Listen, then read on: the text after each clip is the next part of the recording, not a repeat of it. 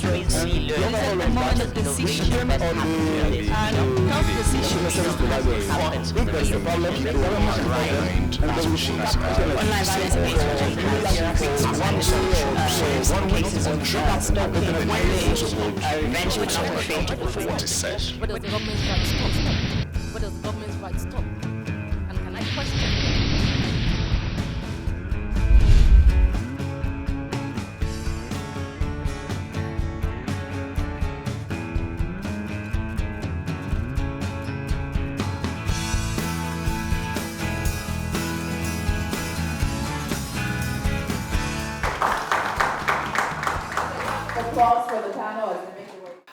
This is the second and final day of the Paradigm Initiative Nigeria Internet Freedom Forum 2016, and of course the discussions are centered around rights are rights offline and online. So just a bit of housekeeping before we get started. Please don't forget we are live streaming the event still. The website for that is www.pinnigeria.org/IFF. The hashtag on social media, particularly Twitter, is hashtag IFF2016. And we'll be talking about digital rights and the Freedom Bill, the highlights and review. Now, the Digital Rights and Freedom Bill, when it's finally passed into law by the Nigerian Senate and the House of Representatives, could end up being one of the most comprehensive legal frameworks as far as ICT regulation around the world is concerned. Across the continents, we can see how African governments are reacting to social media and the internet. And with Nigeria working to pass this piece of legislation, it would put us as an example of leadership and democracy. The plans and hopes that Nigeria has for the digital space could all be riding on this piece of legislation. We hope that this becomes law, and when it does, we hope that it represents the codification or, the blueprint of the rights that citizens will have, and we will spend less time reacting, but we can be sure that our rights are taken care of. But when there's an appropriate regulation in place, at least that's one step to saying, well, these are the do's and don'ts. And for me as a person, people hide behind these machines and say all kinds of things, some true, some untrue. And then you need to hold someone accountable for what is said. And therefore, make sure that that person is, the use of the internet is honest, is responsible. Now, I also know the flip side is this. Some governments are irresponsible in internet snooping, looking at what people are doing, ethical and unethical hacking, and all that shouldn't be in place in 2016. Google and all companies like us, Facebook, telecoms companies, our business models are built around data, big data. The ability to be able to analyze such data and get them to become usable. But we are operating in a market in Nigeria where there's no data protection bill. Given there are snippets of this in some laws, but how many of you know that the Consumer Act has no reference for online consumers? There is no recourse. So for every time you've bought something from a Jumia or a Konga or anywhere else, and there's some dispute, they have a smidgen of a process they go through. But if things get really antagonistic, the Nigerian law does not protect you. It's technically not applicable. So those are gaps that we desire need to be filled. The Digital Rights and Freedoms Draft Bill in its format addresses some of these issues. That I often wonder why we try to separate online and offline, and then think that you have to regulate the means or channel through which something bad is done. If I go up there and I slap you, you will regulate the use of my hand because it's a vehicle. We think that social media it's a new phenomenon. We have traditional social media. You go to hairdressing salon, people give gossip and fake information. You don't ban hairdressing salons. You don't. Tomorrow it might not be internet. So I think that we must understand clearly that when people publish falsehood, libelous, we have to prosecute them, whether online or offline. It is clear, nobody is against that. But to think that somebody has a right to vet my information before it is published. Let's take SMS.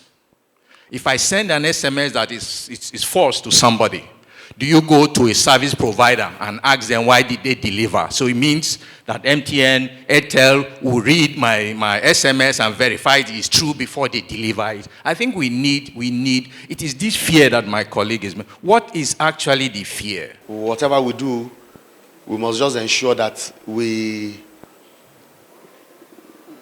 uphold the Constitution of the Federal Republic of Nigeria rights.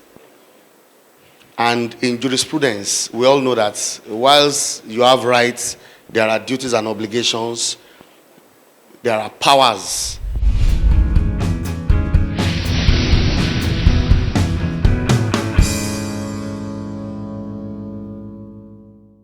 It means many things to me as Juliet, but in a very, very small nutshell, I'll keep it as is. It's the freedom to do what I want, say what I want, see what I want, and use that information in whatever way I want to use it thereafter. But not only the ability to do what I want, but also ability to know how, because understanding that by being on the internet, I'm in a public space, so to speak, but also the ability to know how any information that I share or my presence, in a sense, on the internet, understand how it's regulated, if I want to use that word. So who has access to my presence, who has access to my identity, and the people that I choose to interact with, how are those interactions governed as well? For me, the biggest issue for me is freedom from being watched, especially by the government. Every time I send an email, especially before May 29, 2015, I always had at the back of my mind that apart from the people I was sending the email to, somebody else was watching. So for me, essentially, internet freedom, of course, there are many definitions and there are many things behind it, but I want to know that nobody's watching my email or reading the messages I'm sending to my wife or my girlfriend, amongst other things. Internet freedom for me, it has more to do about my opinion, being able to freely express my opinion online. And to ensure that, number one, there are going to be consequences, but my opinion is not in any way being a threat to anybody in the room or wherever the space is. I think that's what freedom means for me.